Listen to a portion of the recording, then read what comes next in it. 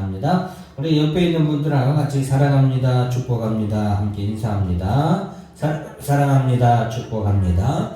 예, 지난 시간에 이제 다윗이 사울왕을 이렇게 동굴 속에서 그가 만났음에도 불구하고 눈이 사울왕을 죽일 수 있음에도 불구하고 다윗이 사울왕을 이렇게 오히려 살려보냈죠. 그것은 바로 하나님께서 다윗뿐만이 아니라 사울왕도 하나님께서 기름 부으심으로 세우신 왕이었기 때문에 다윗이 하나님을 존중함으로 하나님의 그 주권을 그가 인정함으로 그러한 결정을 했던 것이죠. 자, 이제 사무엘이 죽게 되고 이제 다윗에게 있어서 아내가 생기는 기사를 전해주고 있는데, 오늘 특별히 본문에 나오는 아비가일에 대해서 우리가 교훈을 얻을 점이 있습니다. 자, 3절 말씀을 다시 한번 보면은 나발이라는 사람이 있었고 그의 아내는 아비가일이었습니다. 나발이라는 이 사람은 완고하고 행실이 악하다라고 했습니다. 갈렙 족속이다. 갈렙 족속이라고 하면 우리가 흔히 갈렙이 헤브론을 위치로 삼는 그런 그런 족속이었죠. 그래서 갈렙은 믿음으로 말미암아 갈렙이 가나안 땅을 얻을 때도 상당히 좋은 그런 인식을 우리가 가지고 있는데, 그러한 족속에도 이 나발과 같은 완고하고 행실이 악한 사람이 나온다라는 것을 우리가 보면서 우리의 신앙생활에 있어서도 우리가 방심을 하거나 교만하면 안 되겠다라는 것을 한번 돌아보게 됩니다. 어쨌든 이 나발이라는 사람은 완고하고 행실이 악했습니다. 자, 그런데 다윗이 나발이 자기 양털을 깎는다 함을 듣게 됩니다. 이 팔레스타인 지방에서 양털을 깎는다라는 것은 오늘날 우리나라로 말하면 추석과 같은 그런 날이고 행사라고 생각하시면 되겠습니다. 우리가 추석 때 마을이 잔치가 벌리기도 하고 가족들이 한 가족에 다 모여서 그러니까 잔치를 벌이지 않습니까? 그리고 이제 물론 우리 조상들의 잘못된 우상심으로 말미암아 이 풍년을 준 조상들에게 감사의 제사를 드리는 그런 시기이기도 하지만, 어쨌든 이 양의 털을 깎는 그것은 바로 어떻게 보면 우리나라로 치면 이런 추석과 같은 그런 명절이기 때문에, 좋은 날이기 때문에 다윗이 이 날에 나발에게 자신의 소년을 10명 정도 보내서 먼저 문안 잘 인사하고 이 좋은 날 나발이 모든 것을 수확하는 그날에 다윗에게도 조금 은혜를 베풀어 주기를, 나누기를 그렇게 요청을 하게 됩니다. 자, 그렇게 다윗이 하는 이유가 있었는데, 왜냐하면은 이 당시에 나발의 하인들이 가축을 치러 광야에서 나가서 가축을 치고 이동을 하고 하는 그 와중에 많은 위험이 도사리고 있습니다. 도적들에 대한 위험이 가장 큰 위험이라고 할 수 있는데요. 다윗의 군사들이, 다윗의 함께한 사람들이 600명의 정도의 군사가 있었는데, 600명이라는 이 대규모 인원은 그 당시에 나발의 하인들이 이 지역에서 목축업을 하는데 굉장히 큰 보호막이 되고 그들을 막아주는 보이지 않는 담과 같은 역할을 하게 된 것을 이제 모두가 다 알고 있었습니다. 그래서 자, 다윗이 이렇게 나발 집에 대한 하인들에 대한 모든 것을 보호해 줬기 때문에 조금 이렇게 그것을 생각하고서 대단한 욕을 한 게 아니라 조금 은혜를 베풀어줘서 먹을 것을 좀 나눠주길 바랬던 것이죠.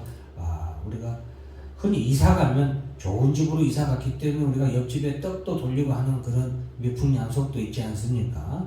그런 의미라고 생각하시면 되겠습니다. 자, 그런데 나발은 그렇게 온 다윗을 이렇게 무시하고 멸시하게 됩니다. 10절 같이 한번 읽어볼까요? 시작. 나발이 다윗의 다윗은 누구며 이새의 아들은 누구냐? 요즘에 각기 주인에게서 억지로 떠나는 종이 많도다. 예. 지금 이 말은 다윗을 굉장히 무시하고 멸시하는 말인데요. 다윗은 하나님께서 기름 부음 받은 다음 세대의 왕으로 하나님께서 책정하신 기름 부으신 사람이죠. 그것을 무시하는 발언이기도 하고, 또 요즘에는 각기 주인에게서 억지로 떠나는 종이 많도다. 이것은 지금 다윗의 상황, 다윗이 사울 왕으로부터 떠나서 쫓기고 있는 그런 상황을 갖다가 비꼬면서 멸시하는 말투로 이렇게 말하게 됩니다. 자, 이것이 결국에는 다윗이 이 말을 듣고서 몹시 분노를 하게 됩니다. 자, 우리가 13절 먼저 한번 읽어볼까요? 시작. 다윗이 자기 사람들에게 이르되 너희는 각기 칼을 차라 하니 각기 칼을 차매 다윗도 자기 칼을 차고 400명 가량은 데리고 올라가고 200명은 소유물 곁에 있게 하니라. 예.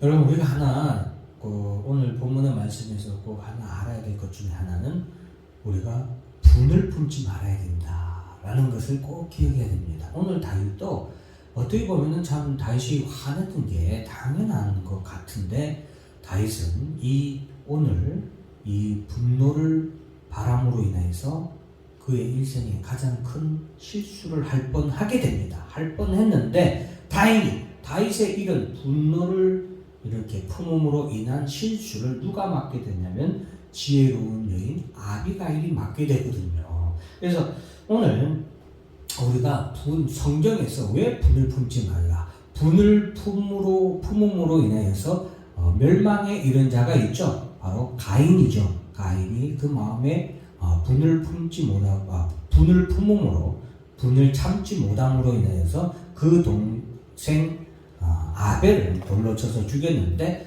여러분들 우리가 신앙생활 할 때 분을 품는 것은 매우 위험한 일이고 우리가 경계해야 된다는 것을 꼭 기억해야 되겠습니다. 그래서 다윗도 400명을 이끌고 이제 나발을 치러 가게 됩니다. 나발을 치러 가게 되는데 이 소식에 대해서 나발의 종들 가운데서 한 명이 먼저 듣게 되고 그것을 나발에게 말하지 않냐고 아비가일에게 급히 가서 얘기를 합니다. 왜냐하면 평소에도 자기 주인 나발은 굉장히 완고한 사람이라 다른 사람의 말을 듣지 않는 아나무인의 사람이라는 것을 이 하인은 잘 알았기 때문에 먼저 아비가일에게 가서 얘기하죠. 그것은 그만큼 또한 아비가일이 평소에도 모든 하인들 사이에서 지혜로운 여인이라는 것을 우리가 잘 알 수 있죠. 그래서 문득 그냥 갑자기 이런 발생한 지혜도 아니고 평소에 그러한 성품이나 그러한 행동, 삶이었다라는 것을 우리가 알 수가 있겠죠. 자, 아비가일은 급히 여러 가지 음식과 그리고 다윗에게 줄 만한 것들을 챙겨서 그의 가족들까지 다 생각해서 600명의 가족들과 함께 먹을 수 있는 것들을 챙겨서 급히 다시 나발의 집을 치러 오는 다윗을 마주 나가게 되죠. 그리고서는 마주하게 된 다윗을 향하여서 급히 엎드려 절하고서 다윗에게 용서를 빕니다. 용서를 비는데, 자, 오늘 우리가 중요한 말씀, 제일 중요한 말씀이라고 할 수 있는데, 자, 28절 말씀 같이 한번 읽어볼까요? 시작. 주의 여종의 허물을 용서하여 주옵소서. 여호와께서 반드시 내 주를 위하여 든든한 집을 세우시리니 이는 내 주께서 여호와의 싸움을 싸우시며 내 주의 일생에 내 주에게서 악한 일을 찾을 수 없으리이다. 자, 이 지혜, 아비가일이 왜 지혜로운 여인이었냐? 세상적으로 학문적으로 똑똑한 여인이라서 그런 게 아니라 하나님의 뜻을 바로 알았기 때문에 그렇습니다.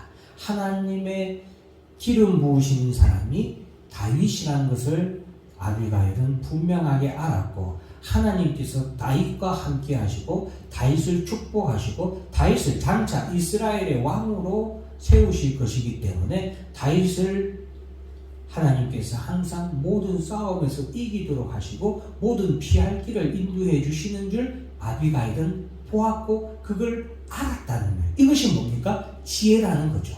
이것이 지혜라는 거예요. 사랑하는 성도 여러분, 우리가 명문대학교 나오고 어떤 학문에 대해서 공부를 하고 무슨 자격증이고 이것이 지혜가 아닙니다. 지혜는 하나님의 뜻을 바로 알고 하나님이 하시고자 하는 일이 무엇인가를 알아서 그 하나님의 뜻을 이루기 위하여서 힘쓰는 사람이 지혜로운 여인입니다. 지혜로운 사람입니다. 이 아비가일도 그래요. 지금 하나님이 다윗을 세우시고 다윗을 왕으로 삼고자 하는데 이 다윗이 지금 큰 실수를 한 거예요. 무슨 실수를 했어요? 불의한 일을 하게 된 거예요. 다윗의 손에 자신의 백성의 피를 묻힐 수 있는 그런 실수를, 분을 내므로 인하여서 그런 실수를 저지를 뻔한 것을 지금 아비가일은 그것을 캐치한 거죠.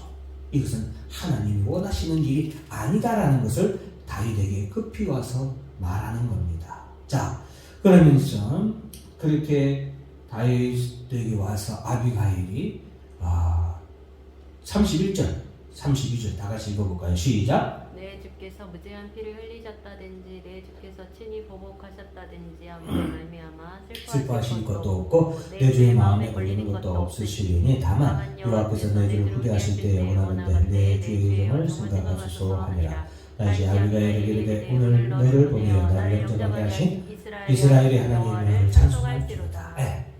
그래서 아비가일은 급히 다윗을 그러한 이유로 하나님이 세우신 사람인데 그 손으로 무슨 그런 피를 흘린다면 얼마나 그것이 하나님의 일에 하나님의 하시는 일에 큰 누가 되고 방해가 되겠습니까? 그러니 당신의 손에 피를 묻히지 마옵시고 화를 돌이키시옵소서 하고 이 아비가일이 다윗 앞에 엎드린 겁니다. 그때 다윗은 번쩍 정신이 듭니다. 번쩍 정신이 들어서 하나님이 내가 분을 품음으로 인해서 하나님 앞에 죄를 범할 수 있었는데 그 순간에 하나님께서 이 아비가일이라는 여인을 통하여서 나로 하여금 이러한 실수를 모면하게 하나님 앞에 죄를 범하는 일을 모면하게 하셨구나 하면서 하나님께 영광을 돌리죠. 찬송과 영광을 돌릴지어다 라고 다윗은 말합니다. 이 두 사람을 보면 어때요? 모든 것이 하나님께 초점이 맞춰 있는 것을 우리가 볼 수 있죠. 그래서 지혜로운 사람은 어떤 사람이냐, 그리고 진정으로 하나님의 마음에 합당한 사람, 하나님의 기뻐하시는 사람이 어떤 사람이냐, 다윗과 아비가일을 통해서 우리가 배울 수 있다라는 것을 우리가 볼 수 있겠습니다. 자, 그러면서 내 지혜를 칭찬할지며 또 내게 복이 있을지로다. 오늘 내가 피를 흘릴 것과 친히 복수하는 것을 내가 막았느니라 라고 말하고 있죠.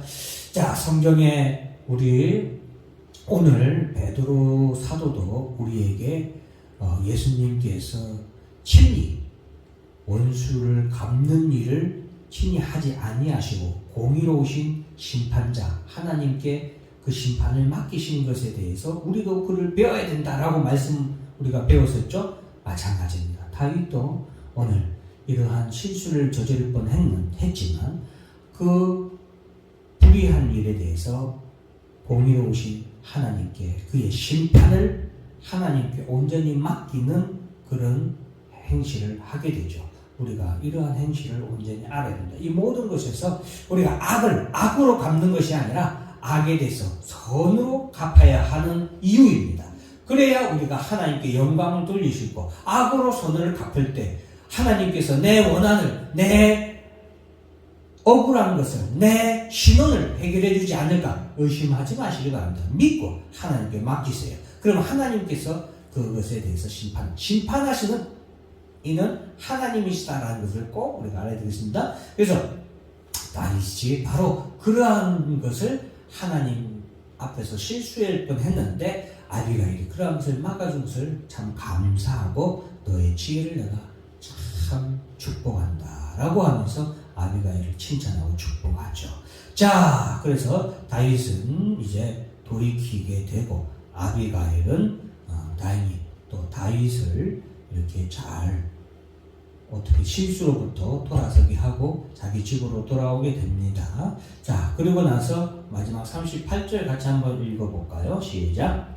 한 열흘 후에 여호와께서 나발을 치시니 그가 죽으니라. 여러분, 하나님께 심판을 온전히 맡게 됩니다.